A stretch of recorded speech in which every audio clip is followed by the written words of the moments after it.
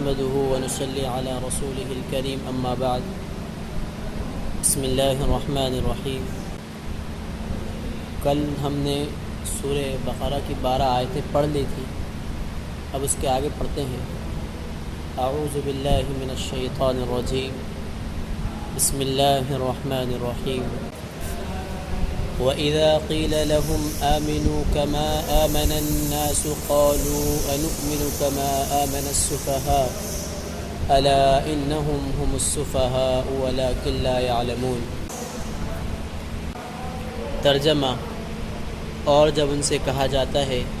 کہ تم بھی اسی طرح ایمان لے آؤ جیسے دوسرے لوگ ایمان لائے ہیں، تو وہ کہتے ہیں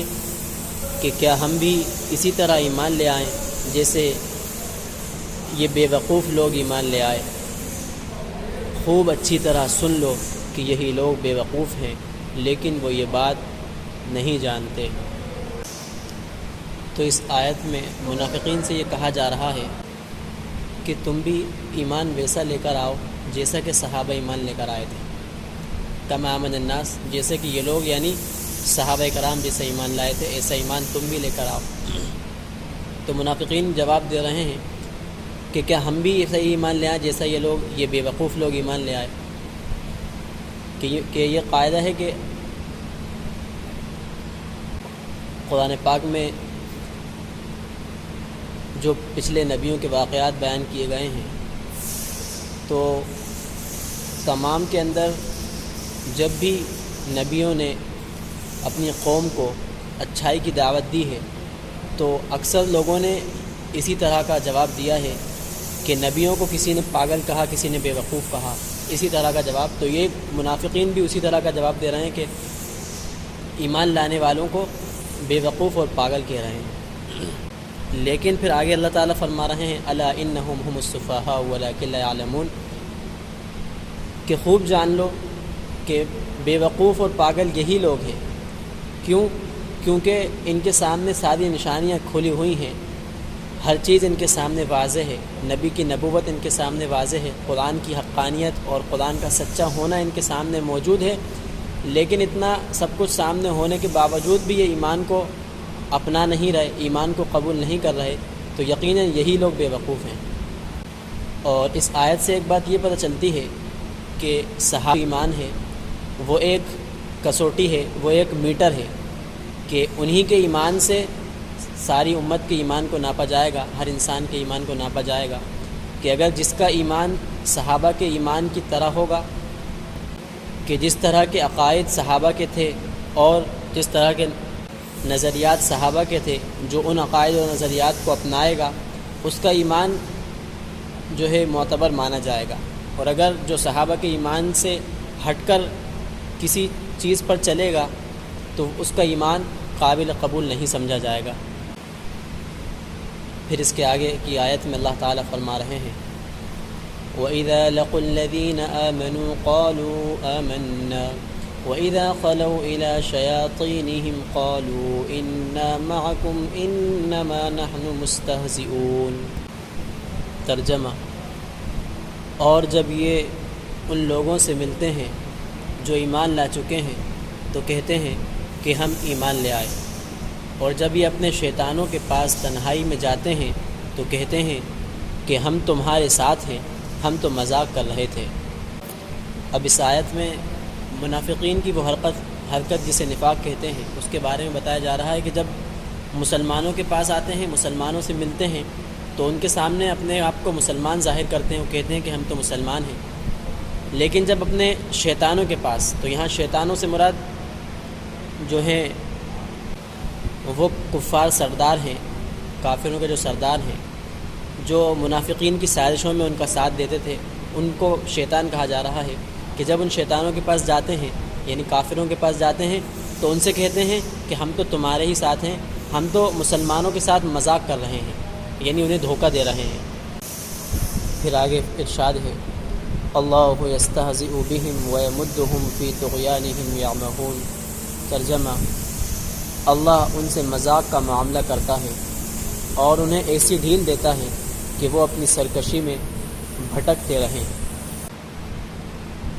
تو اس آیت میں ان کی اس بات کا کہ وہ کہتے ہیں کہ ہم مسلمانوں سے مذاق کر رہے ہیں، انہیں بیوقوف بنا رہے ہیں، تو اللہ تعالیٰ فرماتے ہیں کہ تم مذاق نہیں کر رہے بلکہ اللہ تمہارے ساتھ مذاق کا معاملہ کر رہا ہے اور تمہیں ڈھیل دے رہا ہے تاکہ تم اپنی سرکشیوں میں بالکل مست ہو جاؤ اور کھو جاؤ، غفلت میں پڑ جاؤ، پھر اللہ تعالیٰ اپنی جو ہے رسی کو کھینچے گا اور عذاب پر انہیں ایک جھٹکا دیا جائے گا۔ اس کے بعد کی آیت میں اللہ تعالیٰ ان منافقین کی بے وقوفی کو بیان فرما رہے ہیں۔ ارشاد ہے اولئک الذین اشتروا الضلالة بالهدى فما ربحت تجارتهم وما كانوا مهتدین، یہ وہ لوگ ہیں جنہوں نے ہدایت کے بدلے گمراہی خرید لی ہے، لہٰذا نہ ان کی تجارت میں نفع ہوا اور نہ انہیں صحیح راستہ نصیب ہوا۔ تو اس آیت میں بتایا جا رہا ہے کہ ان لوگوں نے ہدایت کے بدلے گمراہی خرید لی۔ مطلب یہ کہ یہ پہلے سے کافر تھے ہی اور منافق بن کر مسلمانوں کے ساتھ رہے، تو انہوں نے کفر کو تو دیکھا ہی تھا، اب مسلمانوں کو اور اسلام کو بھی انہوں نے بہت قریب سے دیکھ لیا تھا، اس سے بہت واقف ہو چکے تھے اور کفر کی ضلالت اور کفر کی برائی اور ایمان کی اچھائی ان کے سامنے ظاہر ہو چکی تھی، لیکن پھر بھی انہوں نے ایمان کی اچھائی کو نہ اپناتے ہوئے کفر کو اپنا لیا۔ تو ان کے اس عمل کو اللہ تعالیٰ ایک تجارت کی شکل میں بتا رہے ہیں کہ انہوں نے ایک تجارت کی ہے، لیکن ایسی تجارت کی ہے کہ اس میں ان کو کوئی نفع نہیں ہوگا، کیونکہ انہوں نے بری چیز کو خرید لیا یعنی اپنا لیا اور اچھی چیز کو چھوڑ دیا۔ تو آگے یہی ارشاد ہے کہ فما ربحت تجارتہم، تو ان کو ان کی تجارت میں کچھ نفع نہیں ہوا کہ انہوں نے اچھی چیز کو چھوڑ کر بری چیز کو خرید لیا یعنی اپنا لیا۔ وما كانوا مهتدین، اور نہ ہی ان کو اچھا راستہ نصیب ہوگا، کیونکہ انہوں نے اچھے راستے کو ٹھکرا کر برے راستے کو اپنایا ہے، تو اس لیے نہ ان کی تجارت کا فائدہ ہوگا اور نہ یہ کبھی سیدھے راستے پر پہنچ سکیں گے۔ یہ ہوئی 16 آیتیں۔ اب اس کے بعد بچی 4 آیتیں۔ ان 4 آیتوں میں اللہ تعالیٰ نے منافقوں کے متعلق 2 مثالیں بیان کی ہیں۔ یہاں 2 مثالیں بیان اس لیے کی گئی ہیں کہ ایک جو ہے منافقوں کی 2 قسمیں ہیں۔ ایک تو وہ تھے کہ جو تو بالکل پکے کافر تھے، جن کے دلوں میں بالکل پختہ کفر تھا،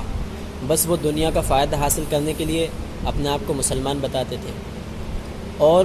دوسرے وہ تھے کہ جن کا کفر، ان کے دلوں میں کفر تو تھا، لیکن جب وہ اسلام کی اچھائیوں کو اور اسلام کی فتوحات کو دیکھتے تھے تو ان کا دل اسلام کی طرف مائل ہونے لگتا تھا، وہ اسلام قبول کرنے کا ارادہ کرنے لگتے تھے، لیکن پھر وہی کہ دنیا کی غرض کے لیے اور دنیا حاصل کرنے کے لیے ایمان نہیں لاتے تھے۔ تو پہلی 2 آیتوں میں جو پکے منافق تھے ان کا ذکر ہے، ان کی مثال کا ذکر ہے۔ ارشاد ہے مثلهم كمثل الذي استوقد نارا فلما أضاءت ما حوله ذهب الله بنورهم وتركهم في ظلمات لا يبصرون۔ ان کی مثال اس شخص کی سی ہے، اس شخص کی طرح ہے جس نے ایک آگ روشن کی، پھر جب اس آگ نے اس کے ماحول کو، اس کے آس پاس کی چیزوں کو روشن کر دیا تو اللہ نے ان کا نور سلب کر لیا، چھین لیا، اور انہیں اندھیروں میں چھوڑ دیا کہ انہیں کچھ سجائی نہیں دیتا، کچھ سمجھ میں نہیں آتا۔ صم بکم عمی فہم لا یرجعون، وہ بہرے ہیں، گونگے ہیں، اندھے ہیں، چنانچہ اب وہ واپس نہیں آئیں گے۔ تو مطلب یہ کہ جس طرح اس شخص کی مثال میں اس کے پاس آگ روشن تھی، اس کے آس پاس کی چیزیں روشن ہو گئیں، واضح ہو گئیں،